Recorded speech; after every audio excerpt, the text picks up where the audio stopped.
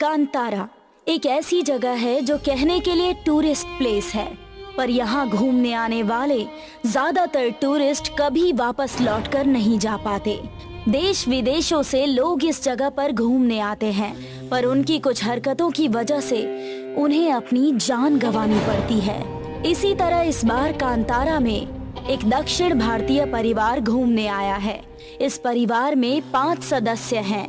परिवार के मुखिया हैं श्री त्रिलोक सिंह, उनकी पत्नी है यशोदा, बड़े बेटे का नाम हिमांशु और बेटी का नाम सुप्रिया है, और इनके सबसे छोटे बेटे का नाम रोहन है, जो कि बहुत ही उदंडी किस्म का है।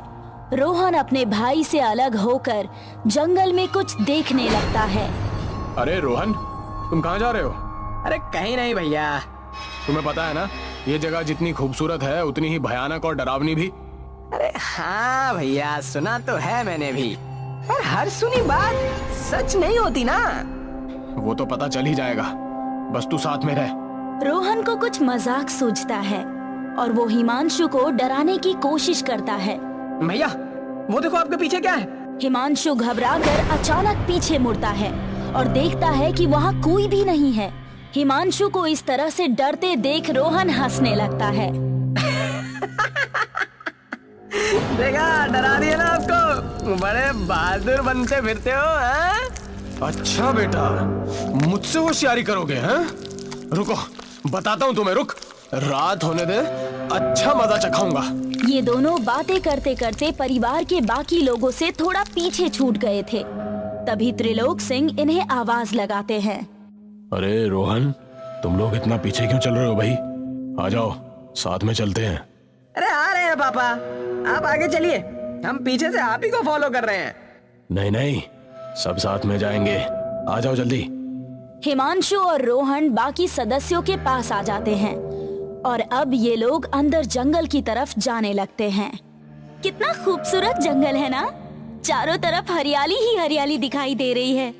हाँ, सचमुच बहुत खूबसूरत जगह है। खामखा लोगों ने इसे बदनाम करके रखा है। अरे नहीं माँ, यहाँ सचमुच भूत है। अभी कुछ देर पहले एक भूत ने हिमांशु भैया को डरा दिया। हिमांशु, रोहन क्या बोल रहा है ये सब? हाँ माँ, एक भूत है जिसने मुझे डराने की कोशिश की, लेकिन मैं डरा नहीं, और वो भूत हमारे ही बीच में है। हिमांशु रोहन की तरफ देखने लगता है और हंसने लगता है। देखो, मजाक मत करो, इस तरह का मजाक सही नहीं है। माँ, ये जगह भूतों वाली बिल्कुल भी नहीं लगती। आप फालतू में डर रहे हो। ये देखो, यहाँ कोई भूत वूत नहीं है। रोहन जोर से चिल्लाने लगता है। कोई है? कोई भूत है क्या हमारे आसपास? कोई भूत है? अगर कोई भूत है तो सामने आओ। लगता है डरपोक भूत डरकर भाग गया। देखो रोहन, यहाँ पर इस तरह की कोई मस्ती नहीं। अरे माँ, ये भूत वूत सब बकवास है। देखना, इतना बुलाने पर भी नहीं आ रहा है, तो बिना बुलाए कैसे आ जाएगा? यार, तुम लोग बातें ही करते रहोगे या कुछ नया दिखाओगे भी? क्या देखना है तुम्हें? हाँ? मैं भूत देखना चाहती हूँ। अरे भूत तो यहाँ है ही नहीं, वो मुझसे डरकर भाग गया, डरपोक कहीं का। रोहन ये सब बात कर ही रहा था कि तभी धीरे धीरे जंगल में अंधेरा छाने लगता है।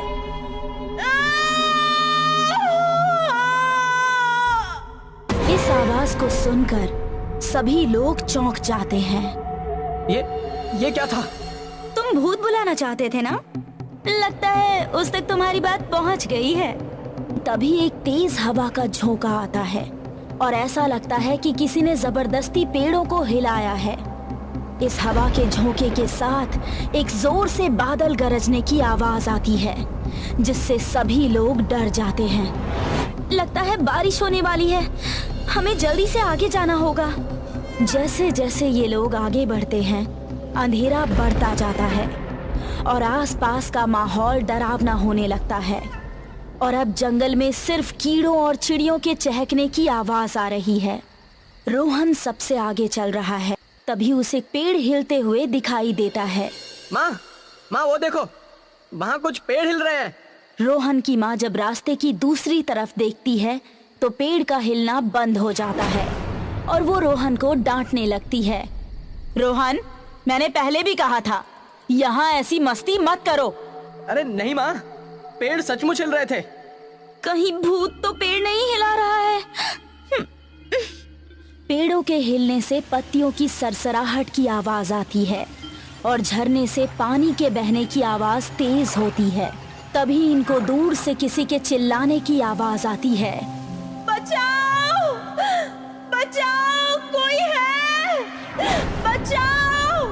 प्लीज बचाओ! जैसे जैसे आवाज तेज होती जाती है, यहाँ पर एक तूफान आने लगता है और जिससे पेड़ों की सूखी पत्तियां उड़ने लगती है। ये तूफान इतना तेज है कि ये पांचों लोग आपस में इधर उधर तितर बितर हो जाते हैं। अचानक से वो तूफान थम जाता है और अब परिवार के सभी सदस्य अलग हो चुके हैं और जंगल में एक लड़की की आवाज सुनाई देती है जो कि बहुत जोर जोर से रो रही है। त्रिलोक सिंह अपने परिवार के लोगों को ढूंढने लगते हैं।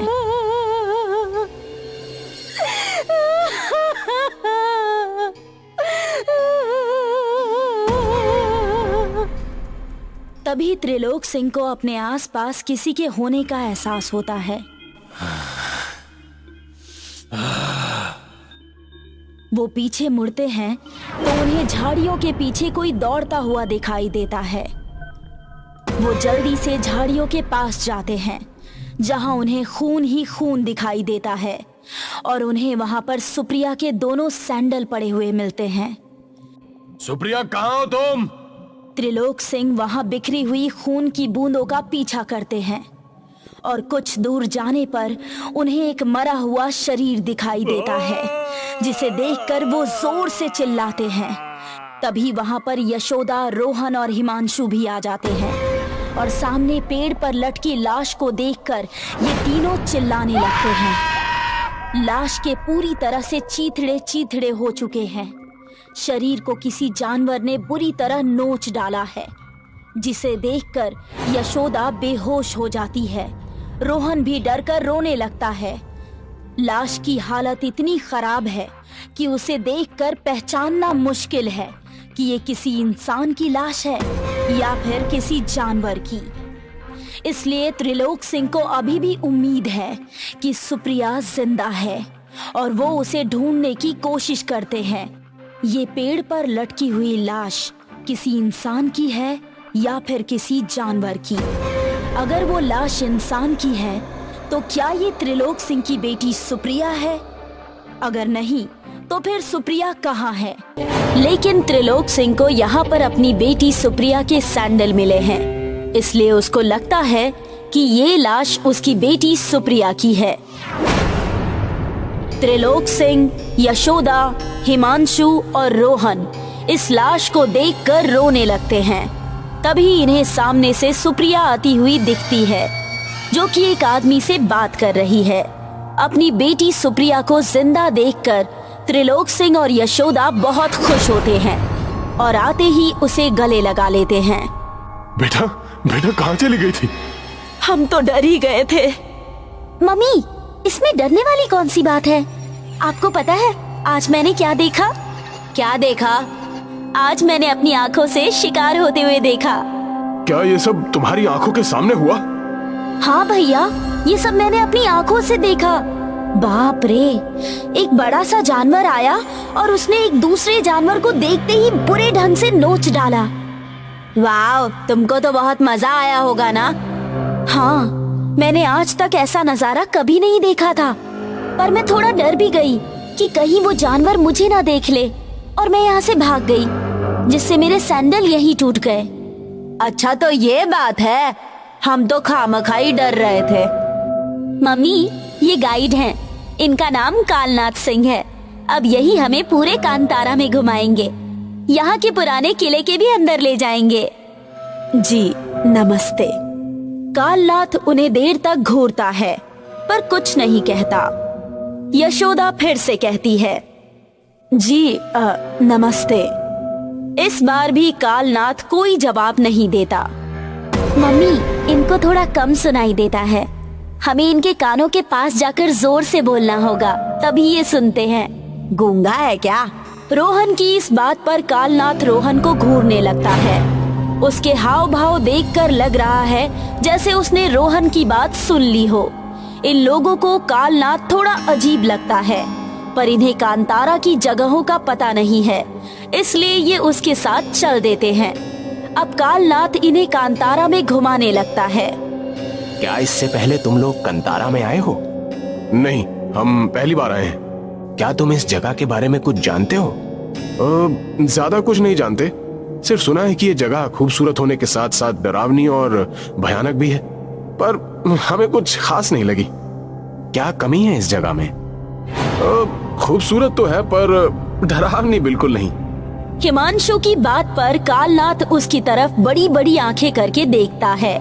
मैंने भी सुना था कि यहाँ भूत रहते हैं, पर जब से हम लोग यहाँ आए हैं लगता है हमको देखकर भूत भाग गए। लगता है तुम लोग निडर किस्म के हो। जी बिल्कुल, हमको डर नहीं लगता, इसीलिए तो इतनी कहानियां सुनने के बाद भी यहाँ आए हैं। पर मैं तो यहाँ आकर बोर ही हो गया, कुछ एडवेंचर करने को मिल ही नहीं रहा। क्या करना चाहते हो? भूत से सामना करना चाहता हूँ। अगर तुम्हारा सचमुच उससे सामना हो गया तो तुम डरोगे नहीं? क्या आप भूत का पता जानते हैं? हाँ, मैं जानता हूँ उसका पता। क्या मुझे वहां ले चलोगे? मुझे इतनी जल्दी नहीं मरना है। अरे आप गाइड होकर भी इतना डर रहे हो, बस मुझे वो जगह दिखा देना, मैं अकेले वहां चला जाऊंगा। कालनाथ हिमांशु को घूरता है, कुछ इशारा करता है और हिमांशु उसके इशारे पर जंगल की तरफ जाने लगता है। कहाँ जा रहे हो भैया? बस टॉयलेट करके आ रहा हूँ। हिमांशु इन सब से अलग जंगल में अंदर जाता है। कालनाथ भी उसके पीछे जा रहा है। 1 मील आगे जाकर दाएं तरफ मुड़ जाना, वहां जाकर तुम्हें वो मिल जाएगा जिसकी तुम्हें तलाश है। हिमांशु ऐसा ही करता है। वो 1 मील जाकर दाईं तरफ मुड़ता है, पर जैसे ही वो उस जगह पहुंचता है तो ये जगह उसे बहुत अजीब सी लगती है। यहाँ पर हिमांशु बिल्कुल अकेला होता है। एक हवा का झोंका आता है, उसे लगता है कि जैसे किसी ने उसे धक्का दिया हो। हिमांशु पीछे मुड़ता है, उसे पीछे कोई दिखाई नहीं देता। तभी उसे सामने से आता हुआ एक आदमी दिखाई देता है जो कि उल्टे पांव चल रहा है। हिमांशु को लगता है जैसे उसके साथ कोई मजाक कर रहा है। अरे भाई, जंगल में आंख में चोली खेल रहे हो क्या? तभी वो आदमी बिना अपना सिर मोड़े अपनी गर्दन घुमा लेता है, जिसे देखकर हिमांशु चौंक जाता है, क्योंकि उस आदमी का चेहरा अजीबोगरीब है। उसके पूरे चेहरे पर झुर्रियां पड़ी हुई है। ऐसा लग रहा है जैसे कोई इंसान नहीं, कोई शैतान हो। कौन हो तुम? मैं वही हूँ जिसे तुम देखना चाहते थे। कौन? तुम देखना चाहते थे ना, मैं ही भूत हूँ। लो देख लो मुझे। हिमांशु के डर के मारे पसीने छूटने लगते हैं। अरे भाई, क्यों मजाक कर रहे हो? मजाक तो तुमने मेरा किया, वो भी मेरे ही इलाके में आकर। बचाओ, जंगल में भूत है, बचाओ। वो भूत उसे पकड़ लेता है और उसके गले पर नाखून गाड़ देता है, जिससे हिमांशु के गले से खून निकलने लगता है। छोड़ो मुझे। भूत हिमांशु का खून पी लेता है। अच्छा स्वाद है तेरे खून में, बहुत मीठा खून है तेरा, मजा आएगा इसको पीने में। प्लीज मुझे छोड़ दो। हिमांशु भूत को धक्का देकर वहां से भाग जाता है। हिमांशु के गले से लगातार खून बह रहा है और उसके गले में भयानक दर्द हो रहा है। तभी उसका पैर एक पत्थर से टकराता है और वो गिर जाता है। उसके गिरते ही भूत उसके ऊपर झपट पड़ता है। अब नहीं छोड़ूंगा, अच्छा गोश्त मिला है खाने को, तेरा मांस खाकर मैं आज अपनी भूख मिटाऊंगा। वो भूत हिमांशु के गले पर दांत मारता है और उसके गले से खून चूसने लगता है। हिमांशु तड़पने लगता है और कुछ ही देर में वो भूत हिमांशु के शरीर से उसकी गर्दन को अलग कर देता है। अब वो शैतान हिमांशु के शरीर से मांस नोच कर खाने लगता है। उस शैतान को देखकर लग रहा है कि जैसे कोई जानवर किसी दूसरे जानवर का मांस खा रहा हो। उसने हिमांशु के सिर को पूरा खा लिया है और अब हिमांशु के बाकी बचे शरीर को घसीट कर कहीं ले जाने लगता है। तभी सुप्रिया की नजर उस पर पड़ती है। क्या सुप्रिया ने उस शैतान का चेहरा देख लिया, या फिर सुप्रिया को ये पता चल गया कि वो जिसको नोच कर खा रहा था वो उसका भाई हिमांशु है? क्या ये शैतान सुप्रिया को और परिवार के बाकी सदस्यों को भी मार डालेगा? मम्मी, लगता है भैया कहीं खो गए हैं। हमें अलग अलग जाकर उन्हें ढूंढना चाहिए। हाँ हाँ, हम सभी को एक साथ जाने की बजाय अलग अलग दिशाओं में जाना चाहिए। आप 2 लोग दाईं तरफ जाइए और ये दोनों भाई बहन दाईं तरफ हिमांशु को ढूंढेंगे और मैं सीधा जाकर उसे ढूंढता हूँ। हाँ, यही सही रहेगा। मैं और दीदी दाईं तरफ जाते हैं और आप दोनों बाईं तरफ जाइए। त्रिलोक सिंह और उसकी बीवी जंगल की बाईं तरफ हिमांशु को ढूंढने लगते हैं, जबकि सुप्रिया और रोहन दाईं तरफ जाकर हिमांशु को आवाज लगा रहे हैं। हिमांशु भैया, कहाँ हो आप? हिमांशु भैया, हिमांशु भैया, कहाँ हो? क्या आपको मेरी आवाज सुनाई दे रही है? रोहन और सुप्रिया के देर तक आवाज लगाने के बाद भी उन्हें हिमांशु का कोई संकेत नहीं मिलता है। लगता है हिमांशु भैया हमारे साथ कोई मजाक कर रहे हैं। नहीं, मम्मी ने इस जंगल में ऐसा मजाक करने के लिए मना किया था ना। मम्मी की बात, और वो भी हिमांशु भैया मानेंगे? बिल्कुल नहीं। तुम्हें तो पता ही है ना कि उन्हें मजाक करने की आदत है। अगर भैया मजाक कर रहे हैं तो मम्मी उन्हें बहुत डांटेंगी। पता है मम्मी और पापा कितने परेशान हैं। हम लोग यहाँ घूमने आए हैं, अगर मस्ती नहीं करेंगे तो फिर यहाँ आने का क्या मतलब? हाँ हाँ ठीक है, मस्ती करने ही आए हैं, पर एक साथ एक जगह पर रहकर मस्ती करते हैं ना। ये क्या, अलग अलग जाकर दूसरों को परेशान करना भी तो ठीक नहीं है। अगर भैया मिलेंगे तो उन्हें खूब डांटेंगे। सुप्रिया और रोहन दोनों जंगल में आगे की तरफ बढ़ रहे थे, पर उन्हें हिमांशु का कुछ भी पता नहीं चल पा रहा था। हिमांशु भैया हमेशा परेशान ही करते हैं। अच्छा खासा हम लोग किला देखने जा रहे थे और अब किला देखने की बजाय उन्हें ढूंढना पड़ रहा है। रोहन को झाड़ियों के पीछे कुछ दिखाई देता है। अरे वो देखो, झाड़ियों के पीछे क्या है? सुप्रिया झाड़ी के पीछे देखती है, जहाँ उसे कुछ पौधे हिलते हुए दिखाई देते हैं। लगता है कोई जानवर है। कौन सा जानवर? मुझे क्या पता बुद्धू, मैंने थोड़ी ना देखा है उसे। दीदी, मुझे उस जानवर को देखना है। नहीं, वो खूंखार जानवर भी हो सकता है। अगर उसने हम पर हमला किया तो? रोहन झाड़ियों की तरफ जाने लगता है। नहीं, वहाँ मत जाओ, यहीं से देखते हैं वो कौन सा जानवर है। तभी झाड़ियाँ तेजी से हिलने लगती है, जिसे देखकर रोहन चिल्लाने लगता है। देखो वो आ गया! चिल्लाओ मत, चुपचाप बैठे रहो। ये दोनों देखते हैं कि पेड़ों के पीछे कालनाथ है। कालनाथ को देखकर इनका डर खत्म हो जाता है और ये दोनों चैन की सांस लेते हैं। आपने तो हमें डरा ही दिया था। क्यों? मैंने ऐसा क्या किया? आप झाड़ियों को हिला रहे थे, मुझे लगा कोई खूंखार जानवर है। मुझे लगा कि कहीं तुमने भूत को तो नहीं देख लिया। इस जंगल में भूत को छोड़कर सब कुछ है, बस एक वही नहीं है। ऐसा नहीं कहते बच्चे, ये जंगल बहुत डरावना और भयानक है। हमें तो नहीं लग रहा। हाँ, जंगली जानवर जरूर है। जंगल में एक तालाब है जिसके किनारे भूत नहाने के लिए आते हैं। क्या आप भी मजाक करते रहते हो? नहीं, मैं मजाक नहीं करता। उस तालाब में सचमुच भूत आते हैं। अच्छा, तो ये बात है। अगर मैं उस तालाब में एक डुबकी लगा लूंगा तो बेचारे भूत डरकर भाग जाएंगे। रोहन के मुंह से ये बात सुनकर कालनाथ गुस्से से उसकी तरफ देखता है। क्या हुआ? आप मुझे ऐसे क्यों देख रहे हो? क्या तुमको ये सब मजाक लगता है बच्चे? जब तक अपनी आंखों से नहीं देखा तो मजाक ही लगेगा ना। ठीक है फिर, अगर तुम्हें अपनी आंखों से भूत देखने का शौक है तो जाओ तालाब के पास, चले जाओ, वहां तुम्हारी ये ख्वाहिश भी पूरी हो जाएगी। रोहन और सुप्रिया तालाब की तरफ जाने लगते हैं। कालनाथ उन्हें घूरने लगता है। ये दोनों तालाब पर पहुंच जाते हैं। अरे वाह, कितना खूबसूरत तालाब है। सचमुच बहुत प्यारा है। मैं तो इसमें डुबकी लगाऊंगा। पर उस गाइड ने तो कहा था कि यहाँ पर भूत आते हैं नहाने के लिए। अरे यार, वो गाइड पागल है। एक तो उसको सुनाई नहीं देता, ऊपर से बेफिजूल की बातें करता है। तुम भी कहाँ उसकी बातों में आ गई।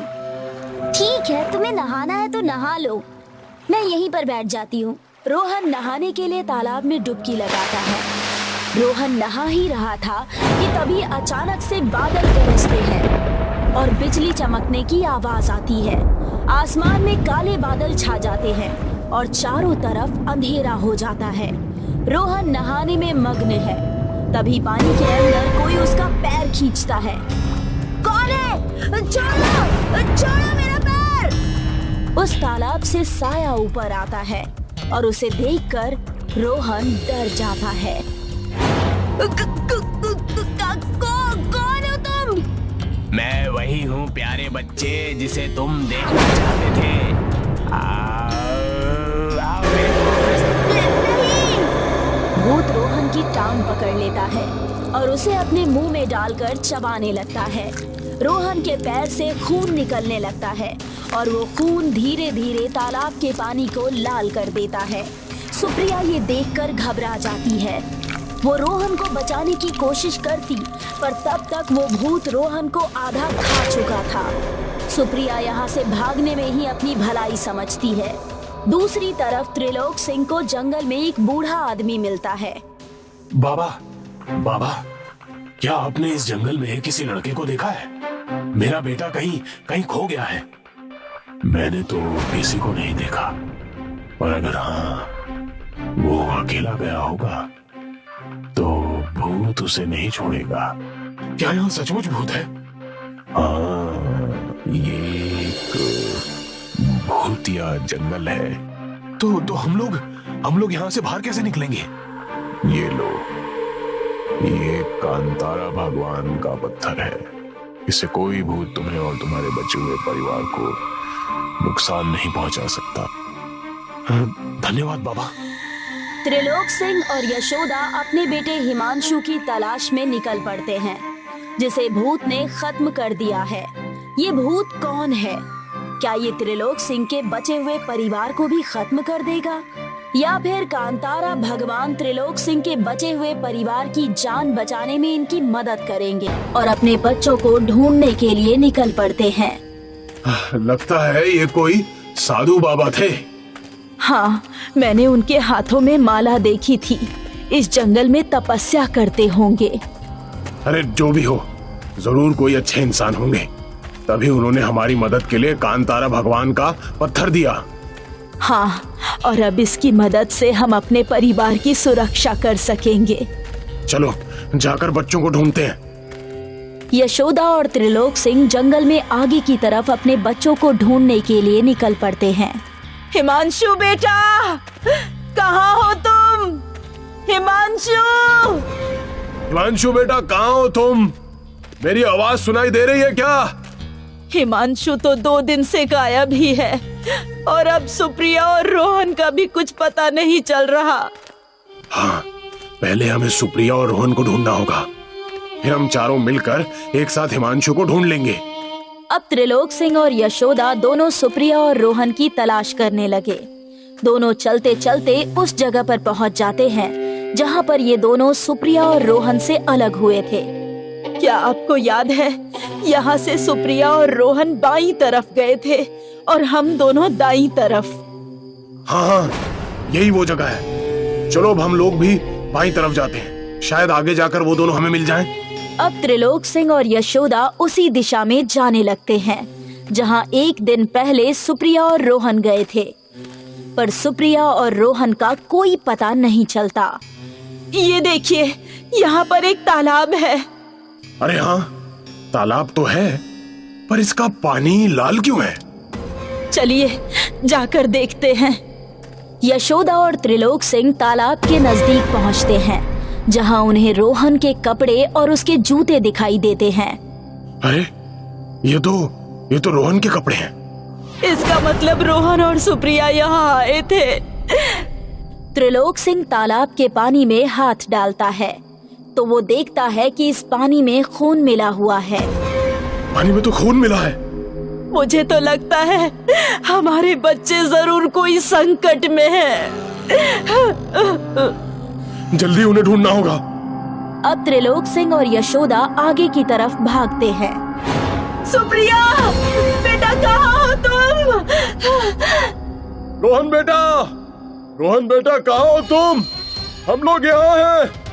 तभी इन दोनों को दूर से सुप्रिया के चिल्लाने की आवाज आती है। तुमने कुछ सुना? हाँ, ये आवाज तो सुप्रिया की है। लगता है वो हमारे आसपास ही कहीं है।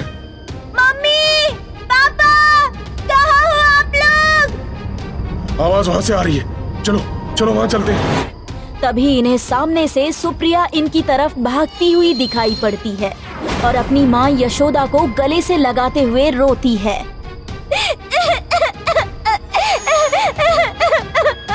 रो मत बेटा, अब हम आ गए हैं ना। मम्मी, रोहन, वो रोहन। बेटा क्या हुआ रोहन को? पापा, रोहन को भूत ने मार डाला। क्या? ये सब कैसे हुआ? मम्मी, हम दोनों तालाब के किनारे गए थे। रोहन नहाने के लिए तालाब में उतरा। वो नहा ही रहा था कि भूत ने आकर उसका पैर खींचा और रोहन को वही मार डाला। रोहन की मौत के बारे में सुनकर त्रिलोक सिंह और यशोदा रोने लगते हैं। बेटा, हिमांशु का भी कुछ पता नहीं चल पा रहा है। मुझे तो नहीं लगता कि हिमांशु भैया आप जिंदा है। ये जंगल बहुत डरावना और खतरनाक है। हमें यहाँ से वापस चले जाना चाहिए। तुम ठीक कह रही हो बेटा, चलो घर चलते हैं। हाँ, हमें यहाँ आना ही नहीं चाहिए था। अब ये तीनों घर के लिए जाने लगते हैं, पर शाम होने की वजह से इन्हें कुछ भी साफ साफ दिखाई नहीं दे रहा है। मम्मी, अंधेरा बहुत हो गया है। मुझे तो रास्ता भी ठीक से दिखाई नहीं दे रहा। बेटा, जो भी हो, हमें रात होने से पहले इस जंगल से निकलना है। जल्दी चलो, क्योंकि रात को यहाँ पर हमारी जान के लिए भी खतरा है। ये तीनों तेजी से जंगल से बाहर की तरफ बढ़ने लगते हैं। तभी इन्हें सामने से कालनाथ आता हुआ दिखाई देता है। कहाँ जा रहे हो आप लोग? अब हमें नहीं घूमना इस जंगल में। हम अपने घर वापस जा रहे हैं। क्यों? क्या हुआ? ये तो बहुत खूबसूरत जगह है। जो भी हो, अब हमें यहाँ एक पल के लिए भी और नहीं रहना। तुमने तो यहाँ का किला ही नहीं देखा। चलो, मैं तुम्हें एक किला दिखाता हूँ। हमें नहीं देखना कोई किला विला। हम अपने घर वापस जा रहे हैं। बहुत खूबसूरत किला है। आप चलिए तो सही, आपको बहुत मजा आएगा। हमने कहा ना, हमारा मन नहीं है। आप हमें घर जाने दीजिए। हमें अपने घर वापस जाना है। चलो बेटा, तुम्हें तो देखना था ना किला। कालनाथ सुप्रिया का हाथ पकड़ लेता है। अब तो तुम्हें चलना ही पड़ेगा। छोड़ो मेरा हाथ, हमारी मर्जी। हमें नहीं देखना कोई किला विला।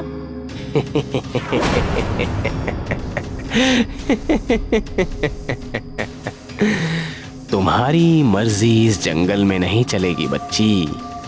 तुम लोग यहाँ आए तो अपनी मर्जी से हो, पर यहाँ से मेरी मर्जी के बगैर नहीं जा सकते। कालनाथ की हंसी बहुत डरावनी सी लग रही है। वो सुप्रिया का हाथ पकड़कर उसको अपने साथ ले जाने लगता है। त्रिलोक सिंह कालनाथ को धक्का देता है। तूने मुझे धक्का दिया, अब मैं तुझे नहीं छोड़ूंगा। कालनाथ का शरीर इंसान से भूत में बदलने लगता है, जिसे देखकर सुप्रिया, त्रिलोक सिंह और यशोदा तीनों डर जाते हैं। कौन हो तुम? मैं ही तो हूँ इस जंगल का भूत। पर तुम तो गाइड थे ना। कहा गए ना तुम लोग भी धोखा। ये सब मेरा प्लान था ताकि मैं आसानी से एक एक करके तुम लोगों को खत्म कर सकूं। इसका मतलब तुमने मेरे बच्चों को मार डाला? हाँ, तुम्हारे दोनों बेटों को मैंने ही मारा और अब मैं तुम्हें भी खत्म कर दूंगा।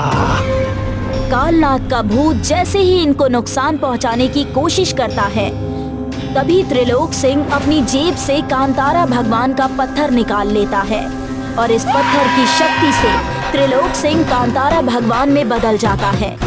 कांतारा भगवान बने त्रिलोक सिंह की आंखों से तेज रोशनी निकलती है और कालनाग भूत का शरीर जलने लगता है। अरे नहीं, नहीं, मुझे मत जलाओ, मुझे छोड़ दो। पर वो रोशनी लगातार निकलती जाती है और देखते ही देखते भूत का सारा शरीर जलकर खत्म हो जाता है। भूत के खत्म होने पर कांतारा भगवान चले जाते हैं और त्रिलोक सिंह वापस अपने पुराने रूप में आ जाते हैं।